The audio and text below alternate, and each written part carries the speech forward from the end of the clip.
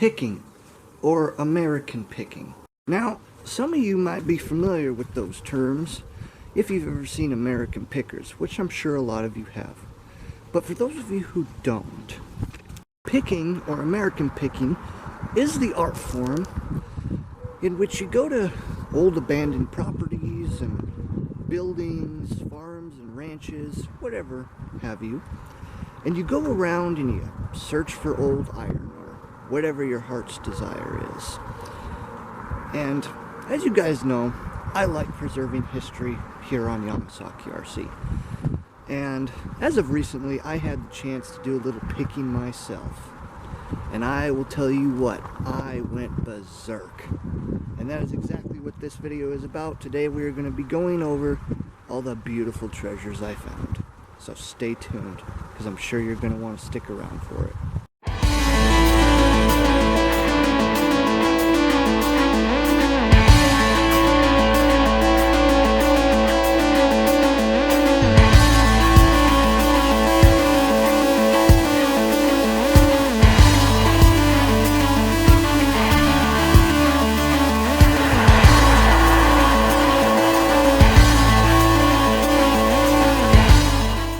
Now, some of the first couple of items that I found, and mind you, all this picking was done over the span of a couple of trips, but we're just going to go ahead and get started, and I'll start with the first items that I grabbed.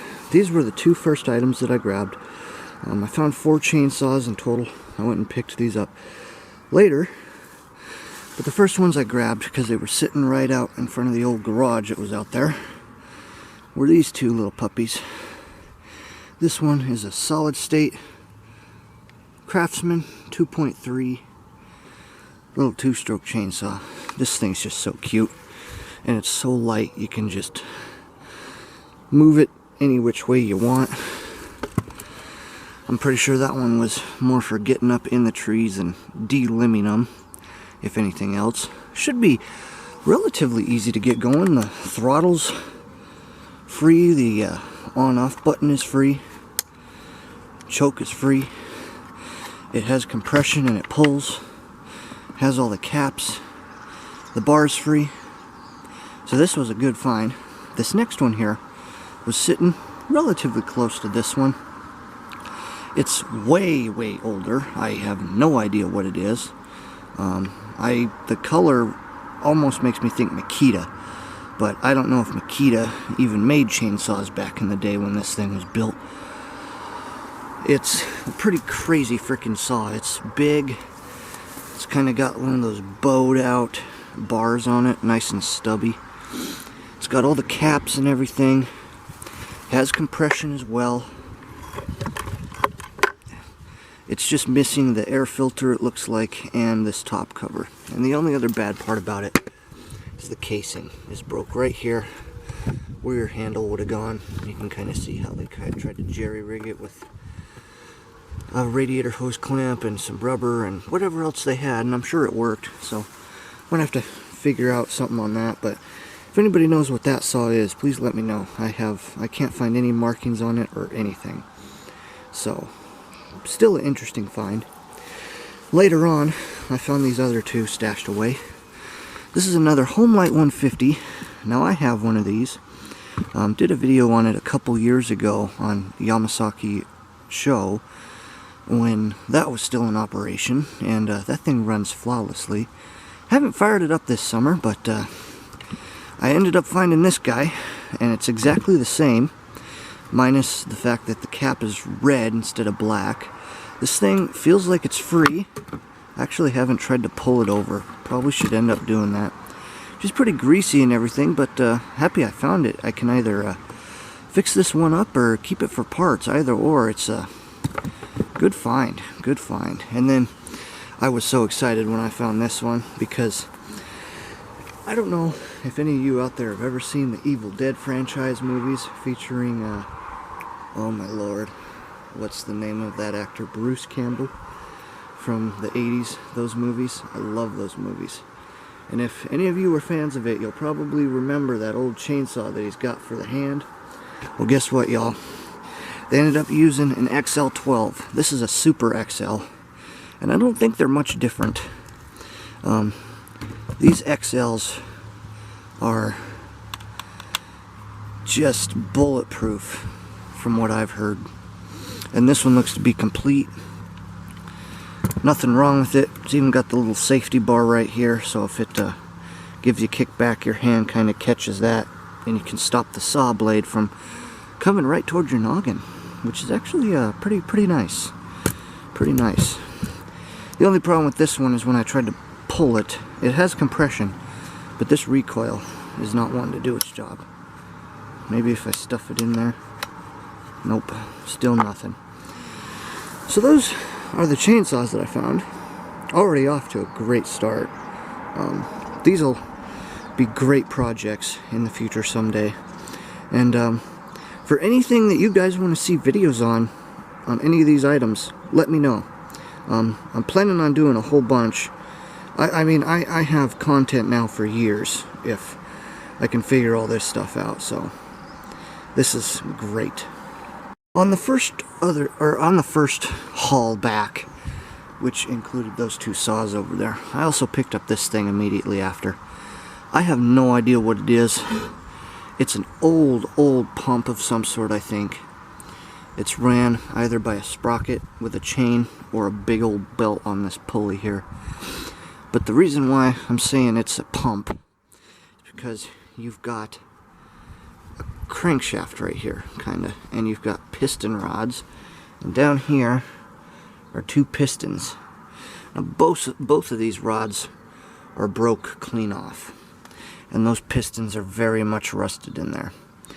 But I saw these little ports here, and I'm thinking it's some sort of water pump that was pumping water or oil or whatever you have there at some point in its life.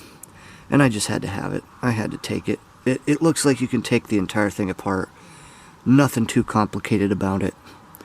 It's got these little grease zerks, these very long and extended grease zerks, which I've never seen. It does turn over too. That was another big thing for me on the reason why I brought it home. Just a cute little thing, you know? Cute little thing. Next thing I brought home was this old Mary Tiller Scotsman.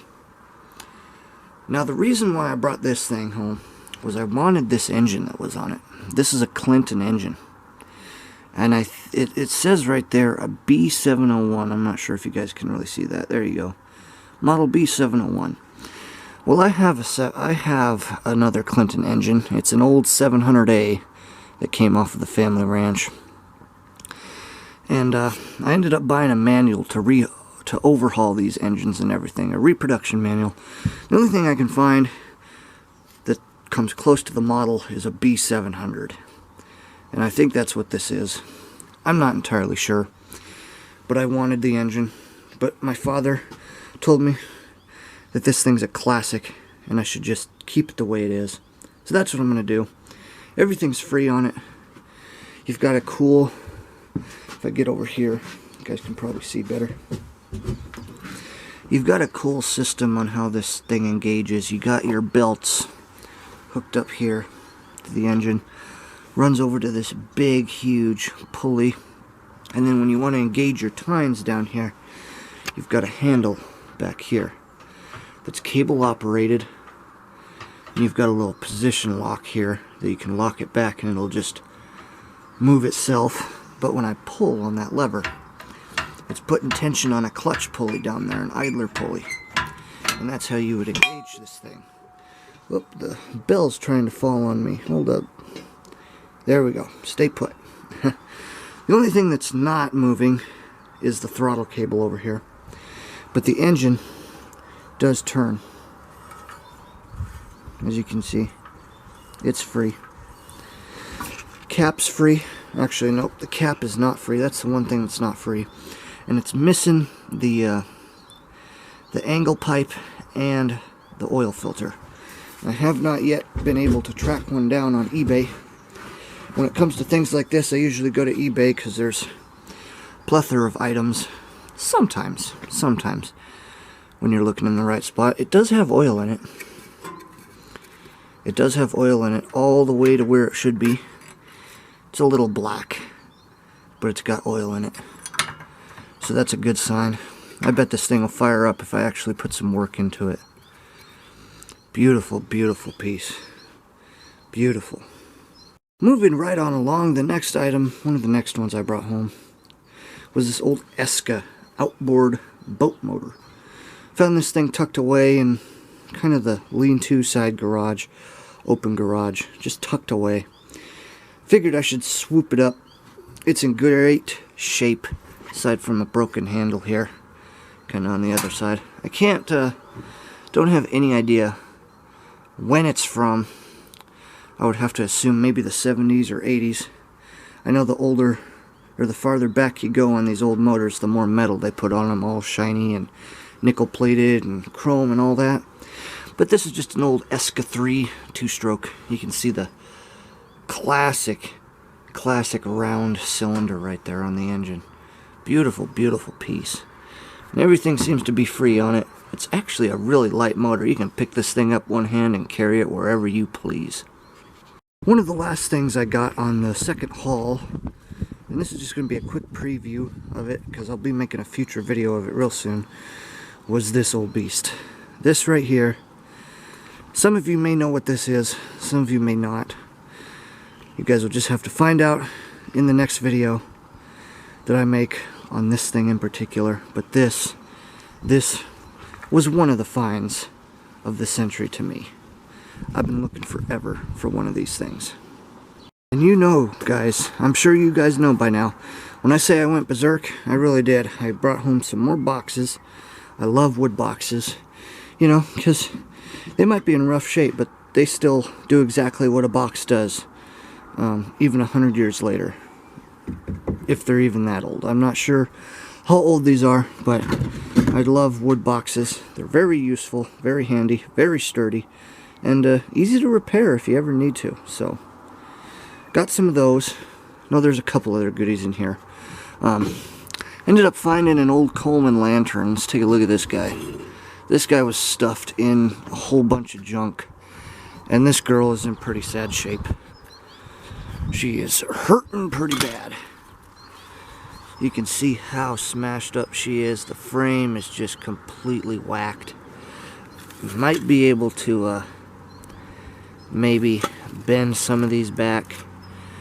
I need to take the whole thing apart and evaporust it, because this old girl has seen better days. The cap's in good shape. The fount's in relatively good shape.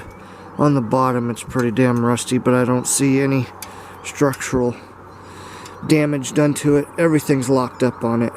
The pump, the valve, the fuel cap. But what caught my eye is the actual glass that's on it. That glass is called a mica glass globe. And it's got a little doorway there. And it actually belongs on an early 20th century Coleman quick light, which I happen to have. So I was really, really disappointed when I found that out, that this globe had just been utterly destroyed and just wrecked all to hell. So that'll be a fun future project, because you can buy every single part. Hang on, I gotta get this thing back up there. You can buy almost every single part for these old lanterns. So that is not gonna be a problem. We can save that. I know we can. What else? I also found this weird pump mechanism or something. And it still works. It's made of aluminum, or I have no idea, but I can pull it up and then it'll spring back. You see that? Pull it up, spring back.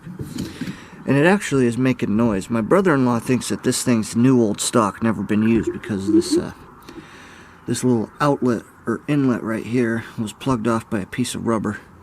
And this one was just open-ended like that. So it's some sort of pump of some sort. I'm just not sure what exactly it does. Made a brain or something like that. I don't know. Just an interesting piece that I figured should come home with me.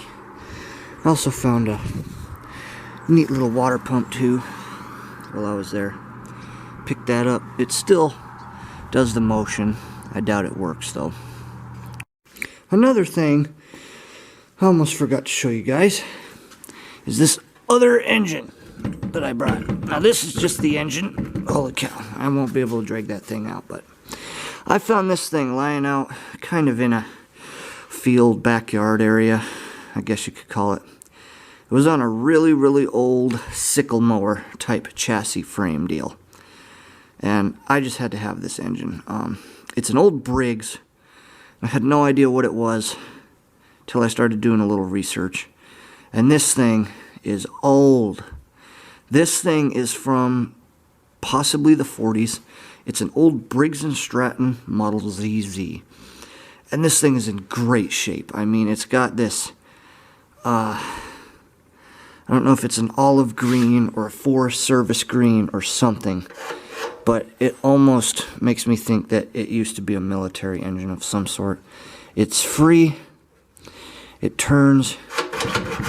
Everything's there. It's got an old school oil bath air filter on it, which those were the best oil filters they ever made for these things. Carburetor's there, gas tank's there, everything's there. So that's going to be a fun project too. I just love old engines, guys. Sometimes it's just the engine that's worth the time and effort. And I ended up finding a couple of these giant, big old C-clamps. These things are freaking amazing. Found 3 of them. This is a smaller one. There's a bigger one. Then I found another bigger one. That's why I'll call this video the old iron haul, the mother load of old iron hauls, because literally that's all we're talking about here is old iron. And I found a few other cute items, such as this cast iron pot. It was made by Lodge. A little rusty. We get that off of it and season it up. It's gonna make some good beef stew. And here's just a couple other items. Now all these items are getting towards the very last end of the picking that I've done. This thing is one of those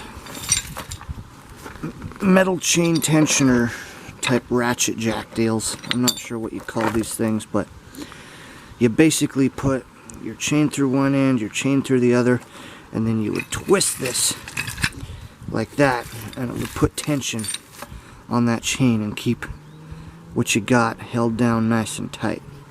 It's made by Durbin, I think, Lone Star. Holy shoot, 16,000 pounds. This thing's a tank. So that's a pretty cool piece of iron. I found a couple of drill bits. Old school wrench in 1 1/8. Nice little crescent wrench. A couple of drill bits. Old school drill bits for the old hand crank styles.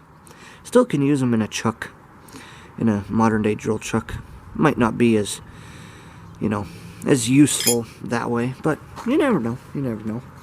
Found this cute little service tractor seat for a mechanic. I gotta fix the wheels, but it's a cute little seat for doing your work on, so I figured I'd pick that up. Keep the gravity off my back for a little bit. Also found this, look at this, guys. Also found this cute little foldable Coleman stovetop camping oven. Cutest little thing I ever did see.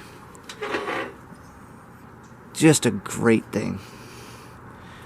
It's all folded up. It's all there. So that's cool. That is awesome. Awesome. Found a little wire grate too, which is cool. Use it for storage or whatever I find. Nice little old galvanized tin of some sort. I kind of ran it over. That's kind of why it's lopsided, but I think this was an oil pan at one point, judging by the oil. Should come in handy. Found a pair of pliers. Or are those? Oh, these might be wire pliers for nipping and crimping. Not entirely sure. What's that say? Come on, focus. Focus. I don't know. Little wire brush. Never hurts to have a whole bunch of these lying around. Then I found an old gas tank, old Cub Cadet gas tank. And I'm going to show you why I brought this home in a minute, but I also found another one just like it. It's red. So we'll go check that out, and then we'll go check out the reason why I have this. So right back over there, I have the gas tank that I redid in one of my previous videos. Then right there I have a red one. It's an old red gas tank, same deal, same design as the one next to it. It has the fuel sediment bowl and everything on there. So I figured I'd pick that up. It looks like it's been welded on the bottom, but it doesn't look like it's been structurally sabotaged by rust on the inside. So I'm just going to probably do the same procedure I did on that one. Pour 15, liner it, and repaint it.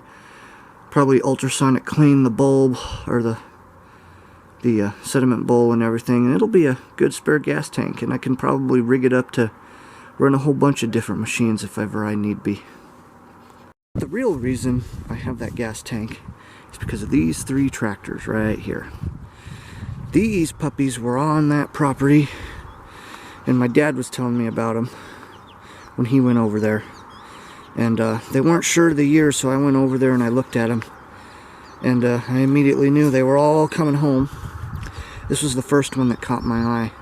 It's a 147.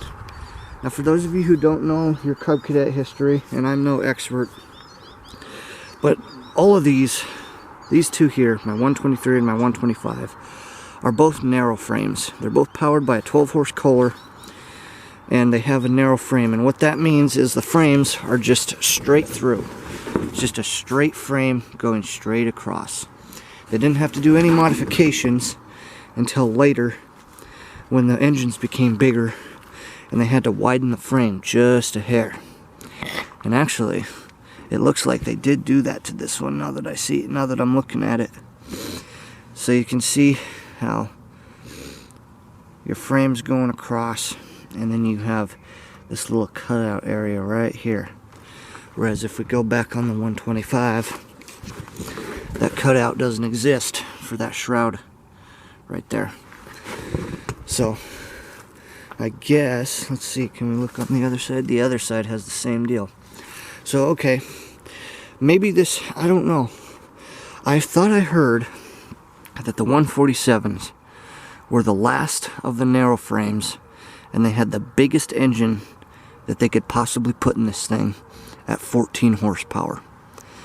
And this tractor is in really, really nice shape for its age and sitting outside for, shoot, I don't know, who knows how long. I mean, look at all this stuff. All these pine needles. But another good reason why I wanted it is because it's got this optional hydraulic lift system on it. And I don't know if it's connected to the mower deck or how it works, but it's just a cool old tractor. All the tires held air, so it was pretty easy to get home. Not entirely sure what this doohickey does here, but it says on and off, so I think that's your PTO. Somehow you push it forward or push it back or something. I'm not sure what it's doing. Oh, okay.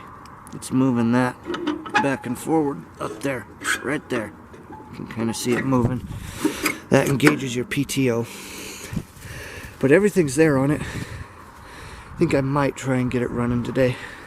Swap that gas tank out, clean the carburetor, stick a battery in her, and see what she's gonna do. She might just fire right up. Everything looks like it's there. Oh, wait a minute. Oh, wait a minute. There's a spark plug. But we don't have a coil, do we?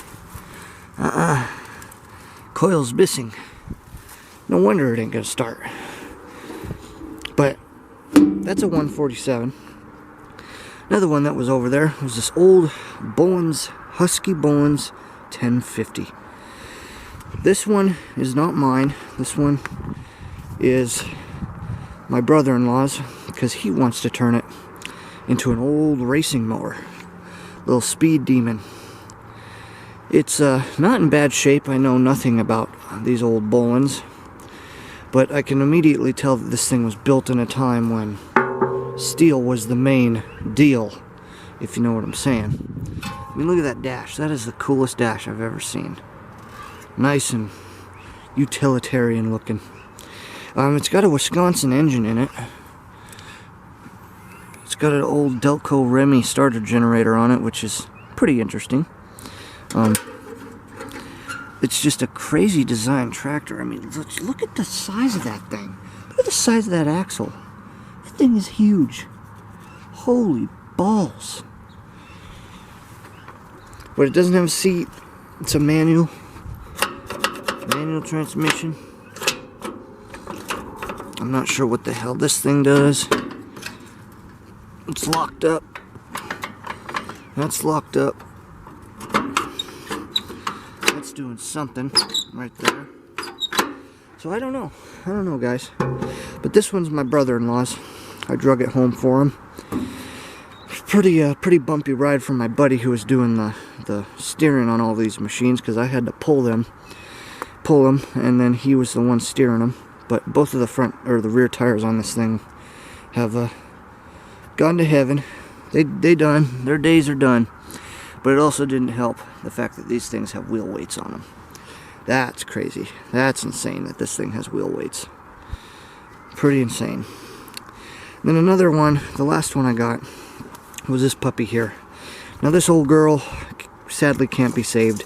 She's too far gone, so I'm just going to use her for parts. Most of these old Cub Cadets use the same parts throughout the lines, throughout the models, aside from ones like that might have slight differences, such as the frame and how the motors are placed and everything. But this one has solid parts, good bones. Probably keep the tires, keep the engine. But as you can see, the wiring harness is just completely gone. The whole front half of it is just gone. So I'm not entirely sure what this does. What is this doing over here? I think they modified this somehow. This does not look original at all to me. What's going on here? But the motor's free. It's got skinny wheel tires on the back, which is interesting compared to the fat wheels, such as the Bollins here, or the 147. Skinny wheels. These would belong on like a Cub Cadet original, or a 100, or a 70. Does this thing have disc brakes? Oh, no way. This thing has disc brakes? What? What? Does the 147 have them too? Shoot. It does. Okay, that's crazy. I need to look at this. See, these older ones don't. That's okay. That's nuts. That is something else. Interesting stuff. So that is pretty much everything that I've drug home. There's a couple other items that I want to show you guys. But those are the tractors. Those are the tractors that we saved. And I'm pretty happy about it. Also ended up saving one of those old chairs from like middle school, from the 80s. Something like that. I don't know. Cool old chair. Figured a sturdy chair wouldn't hurt to have lying around. And one of the last items I brought home, we'll get to the other ones here in a minute, but originally my dad had brought home an air jack like this when he first discovered this. Because the way we found out about this property is an old friend, family friend of ours, bought it from a couple of hoarders that lived there.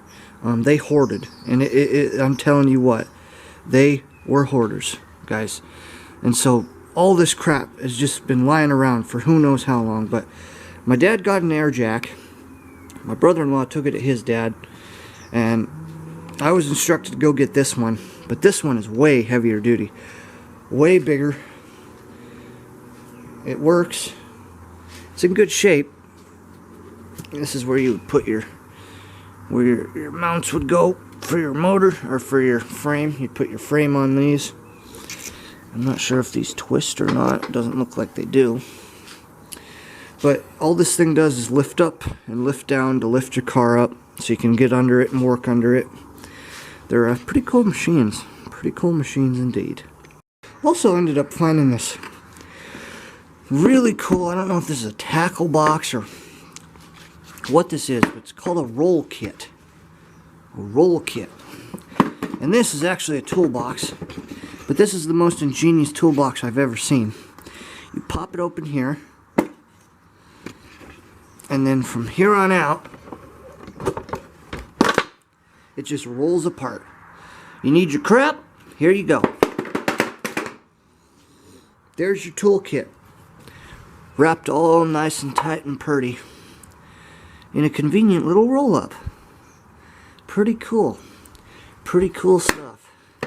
So I figured that might come in handy for something. Don't know what, but it's in good shape. It really is in pretty good shape.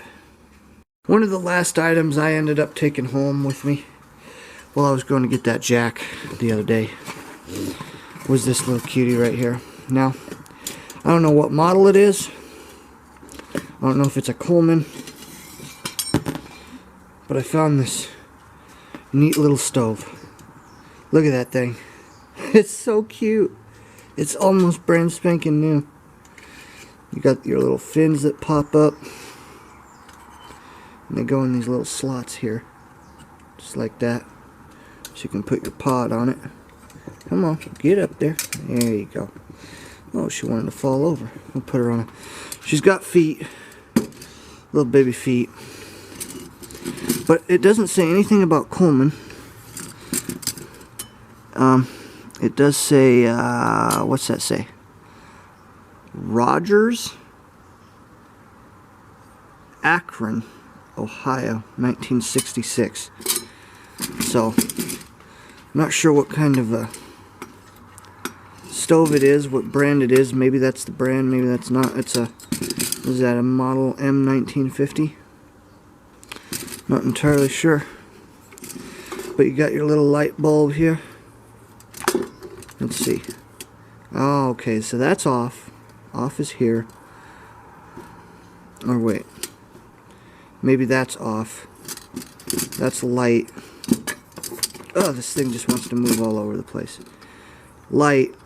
And then when you want to turn it on, there's your setting. So it's just a neat little stove. Couldn't resist it. It was sitting right on top of an old wood stove in that garage that I keep telling you guys about. So I thought it was a really cool find.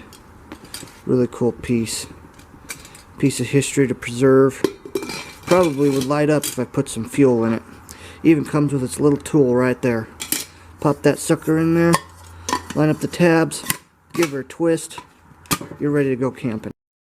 Now this next find I'm about to show you is really stumping me, because I found this on top of a refrigerator in that same garage, but I have no idea why the hell it would be there. This is a radiation monitor meter. If you can get in there, if I can show you what it says. Precision radiation instruments. What is this thing doing in a garage in the middle of rural America? That's what I want to know. But here's your meter for reading up on these, on the rads. So if any of you are Fallout fans, there you go. I'm a Fallout fan myself. I just had to have this thing. It's pretty interesting. Times 1, times 10, times 100, times off. And it has this cute little bag wrapped around it. Does this unplug? I don't know if it unplugs. It does unplug. So yeah, a radiation meter. Of all the things buried in a rural American's backyard, a radiation meter. What? Well guys, that is pretty much going to do it for this video. I have gone over every single item I possibly could find on that place. I'm in heaven. This is something I've always dreamed of, to go do some American picking and save some iron. I don't want to see any of this iron go to the landfill. And I hope that you guys have the same values too. Because you know what? If you think about it, it's the best way to recycle. Take something old, take it apart, fix it, use it, do it all over again in 80 years. That's how Americans truly lived. You bought something once and you never bought again. That's something we're missing in today's society. But anyway, enough of my blabbering. I hope you guys enjoyed this video, so don't forget to like, subscribe, and comment for more content. And Yamasaki out. We'll see y'all later.